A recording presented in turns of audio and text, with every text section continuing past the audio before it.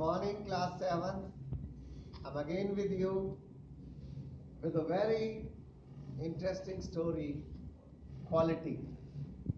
Okay, before I start the story, just tell me, can we call a shoemaker an artist? Yes. To my mind, a shoemaker can be called an artist if the person takes pride in his work and he takes as much interest and he is as much innovative as an artist.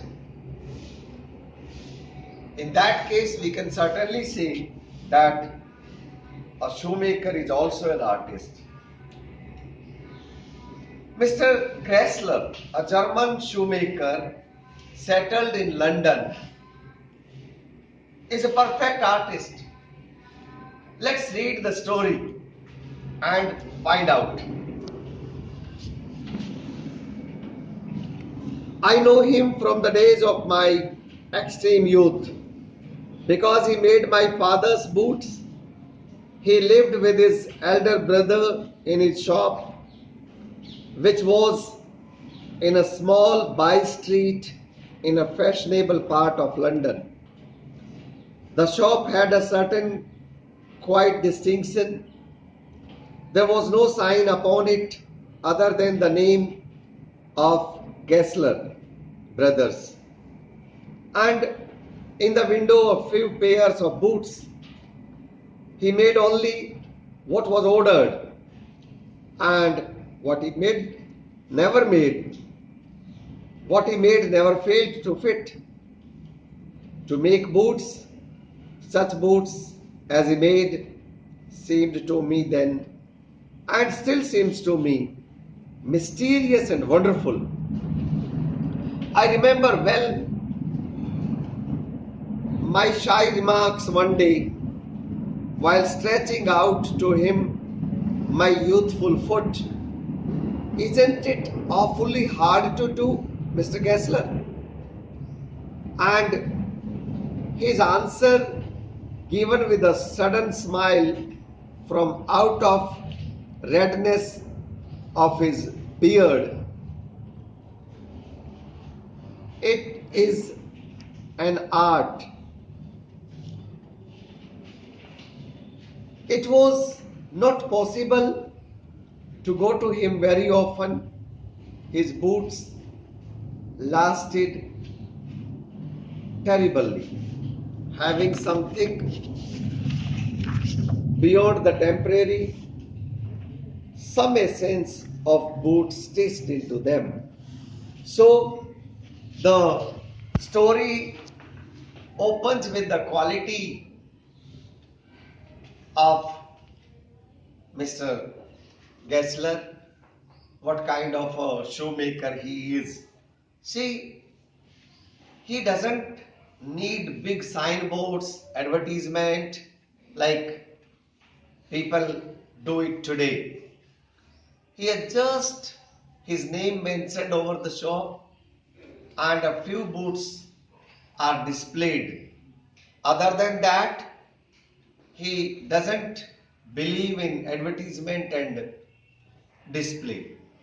He is a person who means business, and the author says that he was wonderfully mysterious in his work, and whatever he made, it never failed. Be it size, be it the design, he was such a wonderful shoemaker. Let's see further what happens. One went in, not as into most shops, but restfully, as one enters a church, sitting on the single wooden chair, waited, and a guttural sound and the tip-tap of his slippers beating the narrow wooden stairs and he would stand before one without coat, a little bent, in leather apron, with sleeves turned back and blinking, as if awakened from some dream of boots. And I would say, "How do you do, Mr. Gessler? Could you make me a pair of Russian leather boots?" Without a word, he would leave me retiring whence he came, or into the other portion of the shop, and I would continue to rest in the wooden chair, inhaling the incense of his trade. Soon he would come back, holding in his hand a piece of gold brown leather. With eyes fixed on it, he would remark, "What a beautiful piece." When I too had admired it, he would speak again, "When do you want them?" And I would answer, "Oh, as soon as you conveniently can." And he would say, "Tomorrow fortnight." Or if he were his elder brother, I'll ask my brother. Then I would murmur, "Thank you. Good morning, Mr. Gessler. Good morning." He would reply, still looking at the leather in his hand, and as I moved to the door, I would hear the tip tap of his slippers going up the stairs to his dream of boots. So, the author explains the working style of Mr. Gessler. Whenever the author reached him with a requirement of boots, he would simply present himself before the author as if he had just awakened up from his dream, his dream of boots. He was always, he always looked dreamy. And when the author presented him his requirements, he would go to the other room without even speaking a single word, and then come back with the golden brown color of the leather, and he would show him the leather just one with one remark, "What a beautiful." In this lesson, there are words which are spelt differently. There are many such words which are spelt differently. That is because he did not pronounce these English words as they should be pronounced. In fact, he had a German tone. This is the reason there are many words when, see, like here, what a beautiful piece. What a beautiful piece. Here, you may be mistaken that it has got a spelling mistake, but there is no spelling mistake.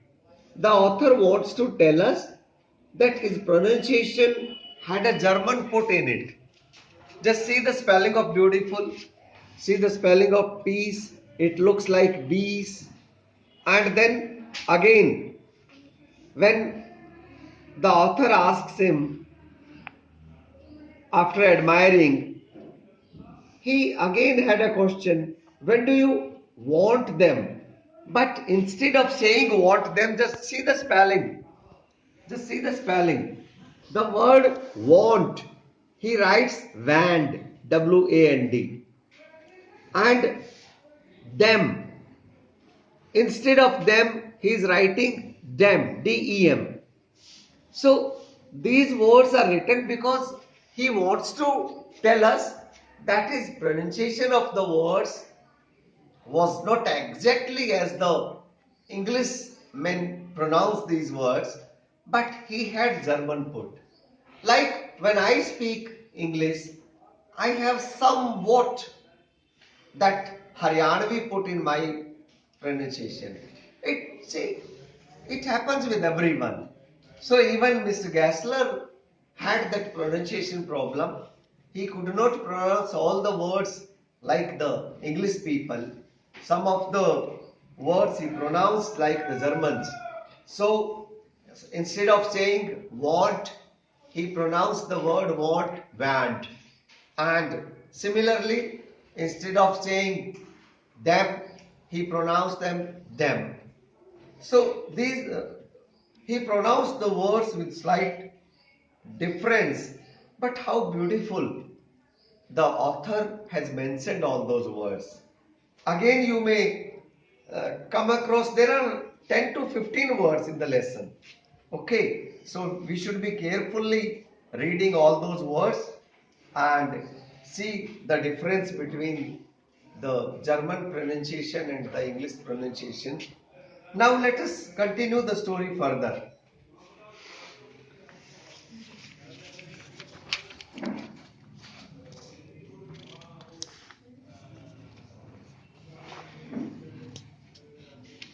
I cannot forget that day on which I had occasion to say to him, Mr. Gassler, that last pair of boots creaked, you know. He looked at me for a time without replying, as if expecting me to withdraw or qualify the statement, then said, shouldn't have creaked. The word creaked he pronounced as creaked. And when the author said, it did, I'm afraid. You got, instead of saying got, he pronounced God. You got them wet before they found themselves. The correct sentence is, you got them wet, W-E-T, before they, T-H-E-Y, found themselves. I don't think so. At that, he lowered his eyes as if hunting for memory of those boots, and I felt sorry I had mentioned this grave thing. Send them back. Send them back. Send them back. S-E-N-D. Send them back. But he pronounced these words as send them back. He said, I'll look at them. Some boots, instead of saying S-O-M-E, some, he pronounces some boots. He continued slowly, are bad from birds. If this birds is birth, B-I-R-T-H. Okay, sounds interesting. If I can do nothing with, W-I-T-H, with them, if I can do nothing with them, I take them off your bill. My goodness, how beautiful. See what a great artist this person is. He says, if I can't bring them to the quality status, I'll replace them or I'll reduce their cost. I will not charge a single paisa from you. That is the quality this person had. We will continue the remaining part of the story in the next video. Till then, I suggest just read the text so far and watch this video once again. You'll understand the story clearly. Thanks for joining.